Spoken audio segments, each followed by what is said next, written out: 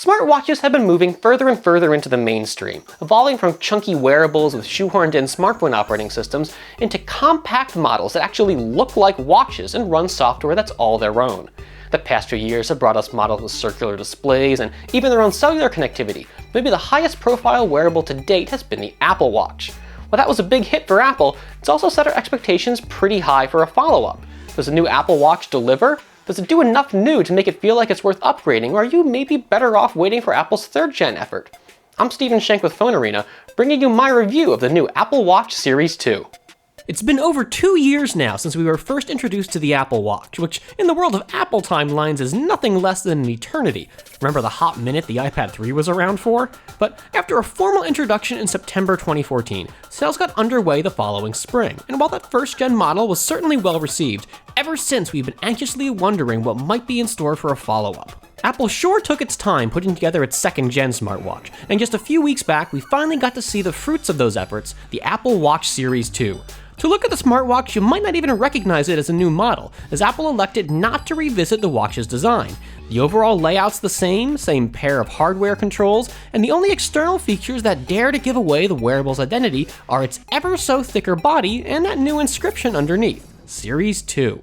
In addition to the silver aluminum model you see here, Apple's returning with a stainless steel option, while the super high-end, previously gold Edition model is replaced by a new ceramic design. Beyond being slightly thicker than old models, just under a millimeter if you're counting, these new Series 2 watches are also a wee bit heavier, but just by a couple grams. Apple could have easily come up with something new for the design of the Series 2 watch, but why bother? Sales were strong, with the initial Apple Watch quickly seizing a sizable chunk of the smartwatch market, so this was clearly a look that resonated with shoppers. And while it was about time to deliver some functional updates, clearly Apple decided that when it came to the watch's look, why fix what ain't broken? The first big upgrade that awaits is staring us right in the face, or rather, it is the face of the watch. Apple gives the Series 2 an OLED display that it claims is more than twice as bright as the original model, capable of output hitting 1000 nits. That helps quite a bit with outdoor visibility in bright daylight, though there's not a ton of control over screen brightness and software, just a trio of high, medium, and low options. Otherwise, screen resolution remains unchanged. Our next major upgrade brings the Apple Watch a boost of speed, as a new system-in-package dubbed the S2 provides increased processing power as well as a higher-end GPU for those few apps that really push watchOS performance to its limits. Giving the watch a little extra oomph is a smart move on Apple's part, and it seems that the company really wants to make sure that as many users as possible have access to this new tech. Just look at the Apple Watch Series 1, a new hybrid design arriving alongside the Series 2 that takes the original Apple Watch, which we guess is now the de facto Series 0, and simply swaps in an S2. None of the other Series 2 upgrades. Apple could have just kept selling the original Apple Watch as is for its less expensive option, but the S2 in there sure suggests we're about to see the release of more and more processor-intensive apps. Rounding out the upgrades, we've got 2 new features that focus on the Apple Watch's role as a fitness tracker. It used to be that if you were out running or biking and wanted to catalog your route, you'd need to bring along the Apple Watch tethered to your iPhone to take advantage of the latter's GPS reception. Now with the Series 2, the watch has built-in GPS of its own. This is a feature we've been seeing coming to more and more wearables, and it works well here. While watchOS is smart about not using GPS unless an app is asking for it, it's still a bit disconcerting to not have a manual toggle to flip it on and off, especially when you're keeping an eye on battery life. There's airplane mode, but that's an all-or-nothing affair.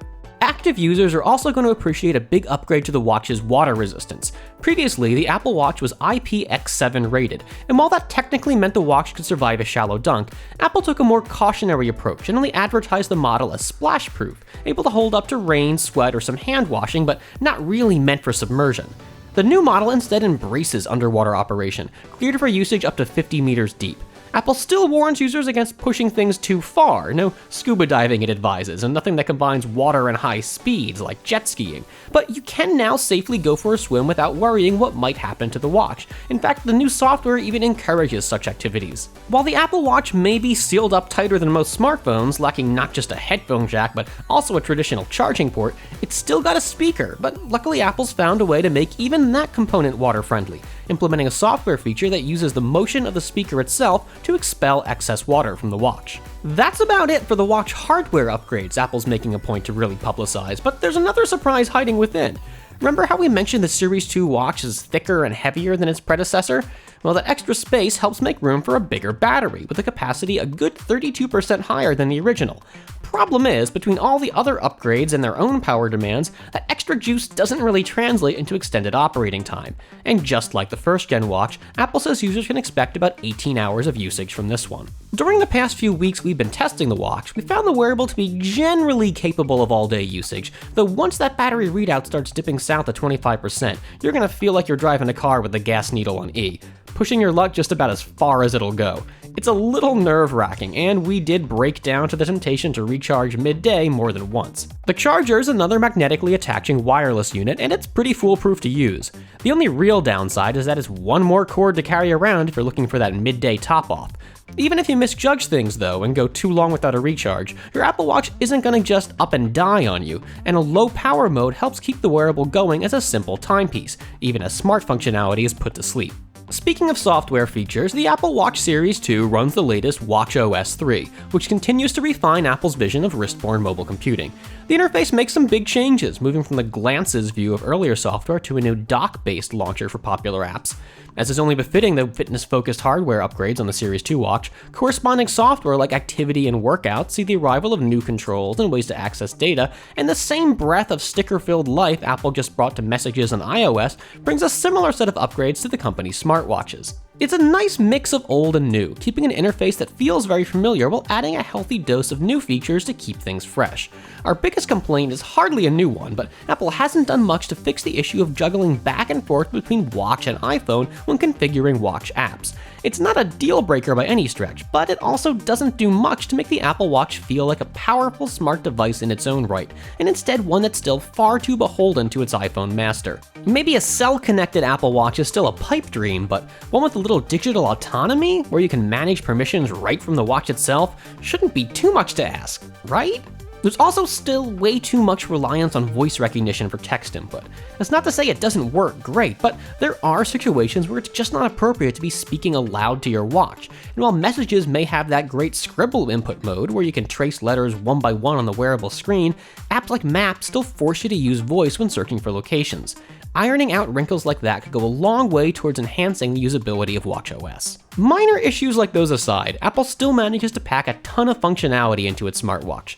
Using the wearable as a remote for the iPhone's camera continues to be a really neat way to show off what the hardware can do, even if its usefulness in the real world is maybe a bit limited. And while we'll probably keep using our smartphones for making voice calls, there's still something so satisfying about taking a call on your high-tech two-way wrist radio, ripped from the comic books. In all seriousness, call quality isn't bad at all, and so long as your surrounding environment isn't super loud, you should be able to conduct perfectly intelligible calls from the watch. Looking at everything the Apple Watch Series 2 delivers, it's hard to say that Apple did anything wrong here. If anything, the company played things positively safe. The problem with that, though, is while it didn't take any big risks, Apple also may not have given shoppers a really compelling reason to pick the new hardware up. The Apple Watch Series 2 doesn't do so much new that really satisfied first-gen owners are definitely going to see it as a must-have upgrade. Now, if you are a big fitness fan, maybe the GPS reception and the upgraded waterproofing sell the watch on their own. But if you used it more for notifications or a few utility apps, there's a lot less allure in this new hardware. Complicating matters further is the arrival of the Apple Watch Series 1, marrying first-gen hardware with the upgraded processor of the Series 2. And while you miss out on the brighter display and those other upgrades, at $100 less than the Series 2's $370 starting price, it's a pretty tempting alternative. You're going to have to decide for yourself just how much those upgrades are worth, but there's no denying the Apple Watch Series 2 delivers a lot of hardware, if you're willing to pay the price of admission. I'm Stephen Shank with PhoneArena. Thanks for watching, and be sure to subscribe so you don't miss any upcoming coverage.